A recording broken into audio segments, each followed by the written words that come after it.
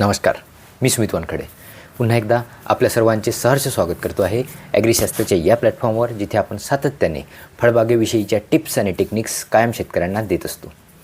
मित्रहो, आपण फळबागेचं व्यवस्थापन करता तेव्हा बरेच शेतकरी बागायतदार हे संभ्रमावस्थेत राहते की कुठलं प्लॅनिंग करायचं आहे, कुठलं नियोजन करायचं आहे. आणि त्याच्यासाठी बरेच शेतकरी मित्र मोठा खर्चसुद्धा या गोष्टींसाठी करतात.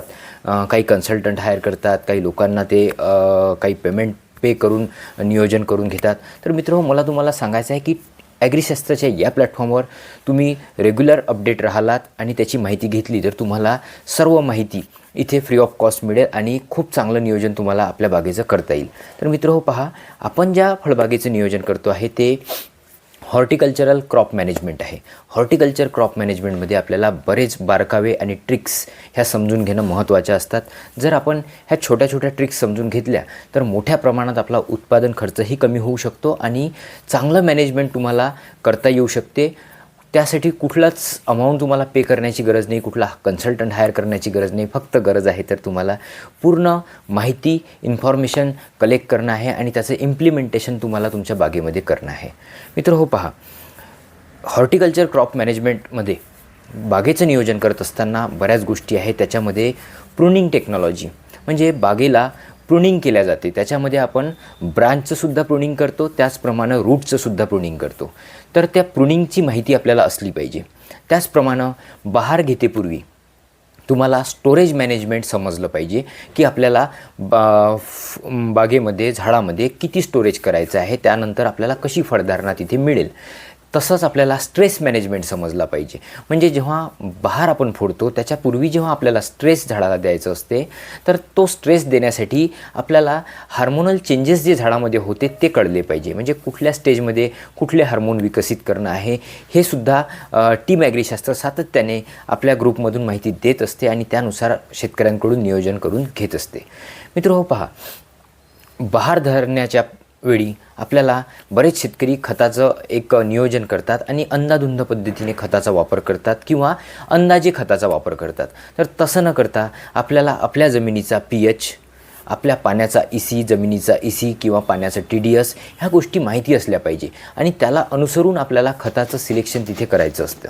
म्हणून अंदाजे किंवा मोठ्या प्रमाणात जे कृषी केंद्रांमध्ये खतं अवेलेबल असते त्याची निवड करून झाडांना दिल्यापेक्षा तुम्ही चांगले दर्जेदार खते साधारणतः 500 ग्रॅम एका झाडाला द्या, कॉम्प्लेक्स, पण ते अवेलेबल फॉर्ममध्ये राहिलं पाहिजे याची तुम्ही काळजी घ्या. तुम्ही जमिनीचा CN रेशिओ समजून घ्या. म्हणजे कर्बाचं, नत्राचं जे काही गुणोत्तर असते ते तुम्ही समजून घ्या आणि त्याच्यानुसारच तुम्ही तिथे खत व्यवस्थापन करा. फक्त रासायनिक खतं देऊन होणार नाही, तर तिथे तुम्हाला बायो फर्टिलायझरचीही जोड देणे गरजेचे आहे. त्याचंसुद्धा तुम्ही महत्त्व समजून घ्या. तुम्हाला मोठ्या प्रमाणात सोल्युबलायझिंग बॅक्टेरियाचा तिथे वापर करायचा आहे, मायक्रोरायझाचा वापर करायचा आहे आणि खत नियोजन करायचं आहे. या पद्धतीने तुम्हाला सामोरं जायचं आहे. हे सुद्धा माहिती तुम्हाला असणं अतिशय गरजेचं असते. फक्त रासायनिक खत टाकलं आणि मी मोकळा झालो असं होत नाही मित्रहो. तर त्याच्यासाठी आपल्याला सोल्युबलायझिंग बॅक्टेरियाचं, बायो फर्टिलायझरचं मदत घेऊन तिथे खताला उपलब्ध करणे असते पिकाला. बरेच शेतकरी बहार धरतेवेळी कीटकनाशकांची निवड करतात. तर कीटकनाशकाची निवड करत असतानासुद्धा तुम्हाला कीटकनाशकांचे ग्रुप समजले पाहिजे. त्याच्यामध्ये आपण पायरोथ्राईड गट वापरतो आहे की ऑर्गॅनोफॉस्फेटिस ग्रुप वापरतो आहे किंवा पेस्ट ग्रोथ रेग्युलेटर एखाद्या ग्रुपची आपण निवड करतो आहे. तर हे ग्रुप्स तुम्हाला समजले पाहिजे. जर आपल्याला ह्या ग्रुप्सची माहिती नाही, आपण फक्त एखादा कृषी केंद्रधारक आपल्याला प्रॉडक्ट सांगतो आहे की हे तुम्ही स्प्रे घ्या, याचं घ्या, तर तेव्हा ते थोडंसं चुकेल मित्रहो. तर तुम्हाला ग्रुप्सचं सिलेक्शन करता आलं पाहिजे आणि पेस्टची रेजिस्टन्सची जे डेव्हलप होते ते सुद्धा तुम्हाला समजलं पाहिजे.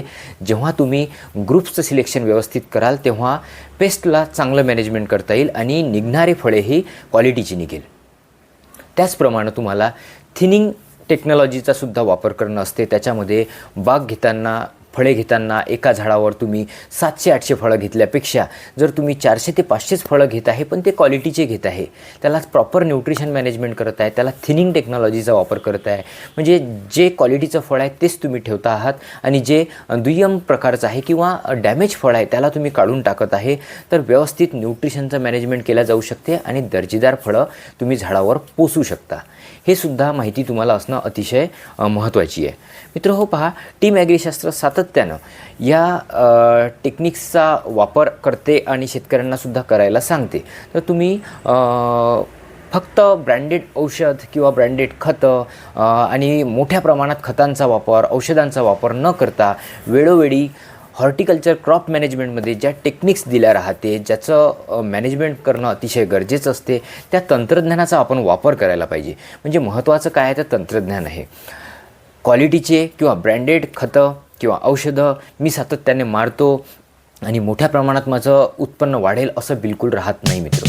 तुम्हाला याच्यासाठी वेळेनुसार टाईम मॅनेजमेंट जे आपण म्हणतो ते करणं अतिशय गरजेचं असते. त्याचप्रमाणे तुम्हाला तिथे एक सिस्टमॅटिकली पुढे जाणंसुद्धा अतिशय गरजेचं असते.